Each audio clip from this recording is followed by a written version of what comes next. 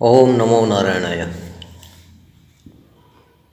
हिंदुओं का जो ब्रह्म है जो और अल्लाह ईश्वर का है। जो अल्लाह है, आखिर इसमें भेद क्या है? यह प्रश्न बार बार हमारे सामने आता है।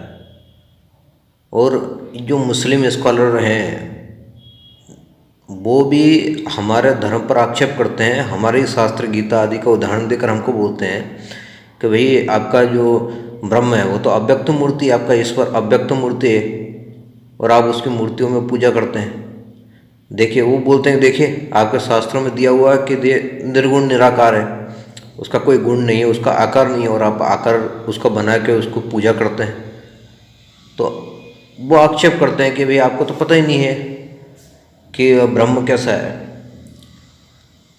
तो आखिरकार ये क्या चीज़ है, क्या भेद है? तो हम इस पर भेद की बात करते हैं। सबसे पहले वो जो अपने अल्लाह को मानते हैं, इस प्रकार से मानते हैं कि अल्लाह ने इस संसार को बनाया, सूर्य बनाया, चंद्रमा बनाया, धरती बनाई, आसमान जो है सब अल्लाह ने बनाया। वो दुनिया बन नहीं गया, अल्लाह ने बनाया। वो अल्लाह अलग है, दुनिया अलग है। जबकि हमारे में ऐसा माना जाता है, हमारे शास्त्र ऐसा बोलते हैं कि जो ब्रह्म है उसने इस संसार को बनाया भी है, वो खुद संसार बन भी चुका है। वही करता है और वही कर्म है, वही मेकर है, वही मेटर है। जैसे कि कोई कुम्हार है, घड़ा बनाता है, तो कुम्हार घड़ा बनाता है वो मिट्टी से बनाता है। कुम्हार अलग होता है, जिस मिट्टी से घड़ा बनाता है वो मिट्टी अलग होती है। तो इस्लाम में जो अल्लाह है वो अल्लाह अलग है और ये दुनिया अलग है। हमारे वैसा माना जाता है कि अल्लाह जो ईश्वर है, भगवान है, ब्रह्म है, ब्रह्म और दुनिया एक ही है। ब्रह्म ने वही बनाने वाला भी है, वही बनने वाला भी है। क्यों? क्योंकि अगर इस प्रकार से मानेंगे कि भैया ब्रह्म अलग उसने बनाया है दुनिया को, फिर दुनिया को बनाने के लिए, संसार को बनाने के लिए सामग्री कहाँ से पैदा हुई? सामग्री वो कहाँ रखी हुई थी? दुनिया बना क्योंकि रखने के लिए भी सामग्री तो चाहिए। जब दुनिया थी नहीं तो दुनिया बनाने के लिए जो सामग्री चाहिए वो सामग्री कहाँ रखी हुई थी? ये समुद्र में पानी वो कहाँ रखा हुआ था? धरती कहाँ रखी हुई थी? आसमान सूर्य कहाँ पर रखा हुआ था? फिर ये एक प्रश्न फिर पैदा हो जाएगा उसमें।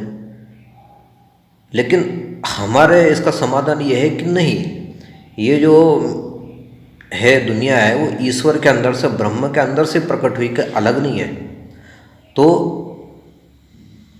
ब्रह्म जो है संसार को बनाने वाला भी है, वो स्वयं संसार बनने वाला भी है।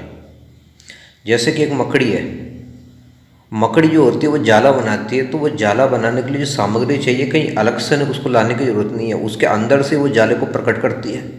अंदर से वो जाले को, मतलब जाला बनाने का वो करता भी है, कर्म भी है।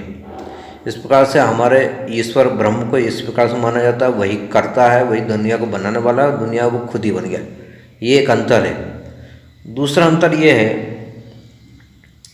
कि उनमें अल्लाह अपने आप को प्रकट नहीं कर सकता, वो अवतार नहीं ले सकता, लोगों के सामने आ नहीं सकता उनका अल्लाह। हाँ, वो पैगंबर भेज सकता है, अपने दूत भेज सकता है। अल्लाह है, अपने पैगंबर, अपने दूत भेज सकता है, लेकिन वो स्वयं नहीं आ सकता।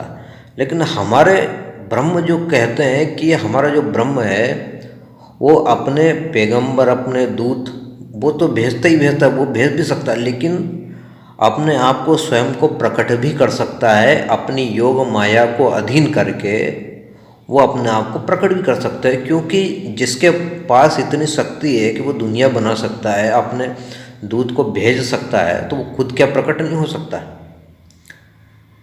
तो हमारे ईश्वर में सामर्थ्य है, ब्रह्म में सामर्थ्य है कि वो अपने आप को प्रकट भी कर सकता है लोगों के सामने। से वो संभवामी युगे युगे, मतलब युग युग में अपने आप को प्रकट कर सकता है। तो हमारा जो ईश्वर ब्रह्म है वो अपने आप को प्रकट भी कर सकता है, वो अवतार भी ले सकते हैं, लेकिन उनका जो अल्लाह है वो प्रकट नहीं हो सकता। ये दूसरा अंतर है। तीसरा अंतर कि वो अपने अल्लाह को किसी आकार में पूज नहीं सकते। किसी मूर्ति में उसको पूज नहीं सकते, जबकि हमारे यहाँ पर मान्यता ये है कि हम जो ब्रह्म हैं उसको मूर्तियों में भी पूज सकते हैं, ईश्वर को मूर्तियों में पूज सकते हैं। क्यों? क्योंकि ब्रह्म सर्वत्र है। एक सुई की जगह भी, नोक भी खाली नहीं है जहाँ पर ईश्वर नहीं है। तो ईश्वर को मूर्ति में भी ईश्वर है। अगर मूर्ति में ईश्वर नहीं है तो फिर उसमें भी ईश्वर नहीं है, कहीं भी ईश्वर नहीं होगा। तो हम उस ईश्वर को, ब्रह्म को मूर्ति में भी पूज सकते हैं। इसको बोलते हैं प्रतीक उपासना। वेदों में, शास्त्रों में प्रतीक उपासना का उसमें वर्णन आया है। जैसे मनो ब्रह्म उपासित, मतलब मन को ब्रह्म मानकर आप उपासना करो, प्राण को ब्रह्म मानकर उपासना करो, ओमकार को, प्रणव को ब्रह्म का प्रतीक मानकर उपासना करो, यही ब्रह्म है। तो ये जो ओमकार है, प्रणव है, ये भी एक प्रतीक है, एक मूर्ति है। जो प्रतीक होते हैं वो दो प्रकार के होते हैं, जिसमें प्रतीक मतलब जिसमें ब्रह्म की उपासना की जा सकती है। प्रतीक दो प्रकार के, एक तो सूक्ष्म होता है, एक स्थूल होता है। तो सूक्ष्म जो होता है, जैसे मन को ब्रह्म मानकर उपासना करो, प्राण को ब्रह्म मानकर उपासना करो, ये आपका सूक्ष्म प्रतीक हो गया। और दूसरा होता है स्थूल प्रतीक, जो हम मूर्ति बनाते हैं, दुर्गा की, देवी की मूर्ति बनाते हैं, जो मूर्तियाँ बनाते हैं, ये सब क्या हो गया? स्थूल प्रतीक हो गए। तो शास्त्रों में प्रतीक उपासना का वर्णन आया है। तो हम अपने ब्रह्म को मूर्तियों में भी पूज सकते हैं। तो मूर्ति प्रतीक ब्रह्म। अब आपको यदि नहीं पूजना है, कोई आपके ऊपर कोई दबाव नहीं है कि आपको मूर्ति में ही पूजना करेगा, वो आपकी इच्छा है। आपको उसमें सुविधा होती है मूर्ति पूजा में, क्योंकि वो ईश्वर है, निर्गुण निराकार है। उसको आप कैसे उपासना कर सकते हो, कैसे बातचीत करते हो? तो प्रतीक के माध्यम से हम उससे उपासना करते हैं, उनकी पूजा कर सकते हैं। ये तीसरा अंतर हो गया। एक और अंतर है कि उनका जो ब्रह्म है वो निर्गुण है, वो सगुण नहीं हो सकता। जबकि हमारा जो ब्रह्म है, हमारा ईश्वर है, वो गुण को धारण भी कर सकता है। ऐसा नहीं है कि लंगड़ा लूढ़ा जैसा है, कि लंगड़ा लूढ़ा है कि वो कुछ कर नहीं सकता, कुछ सुन नहीं सकता। वो हमारा जो ब्रह्म है वो निर्गुण निराकार है, लेकिन अपनी माया शक्ति के द्वारा वो गुण को धारण कर सकता है, सगुण भी बन सकता है, साकार भी बन सकता है। ये हमारे उसमें, अल्लाह में और हमारे ब्रह्म में ये अंतर है। तो जो आक्षेप करते हैं कि भैया मूर्ति निर्गुण है, अव्यक्त है, मूर्तियों में कैसे पूज सकते हैं? तो हाँ, उनको, ब्रह्म को, ईश्वर को मूर्तियों में पूजा जा सकता है, क्योंकि ईश्वर ने खुद कहा है गीता जी में, पुष्पम पत्रम, जो मेरे को प्रेम से, श्रद्धा से पुष्प अर्पित करता है, कुछ भी अर्पित कर सकता है, मैं उसको ग्रहण कर सकता हूँ। पुष्प आप किस पर चढ़ाओगे? निर्गुण निराकार, उसमें कहाँ पुष्प चढ़ाओगे? पुष्प तो मूर्ति में चढ़ा सकते हो आप। तो मूर्ति का आप उपासना कर सकते हैं। वो अव्यक्त है, लेकिन उसमें इतना सामर्थ्य है कि उसको हम मूर्तियों में पूज सकते हैं।